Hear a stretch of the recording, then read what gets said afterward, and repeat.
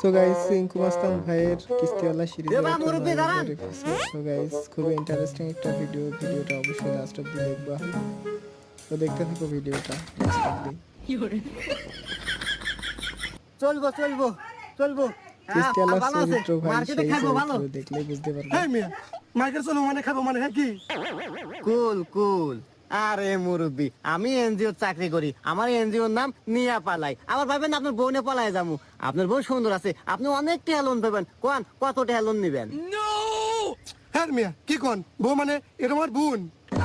হুমুন্দি কয় কি রে? কথাবার্তা হিসাব করে কেন?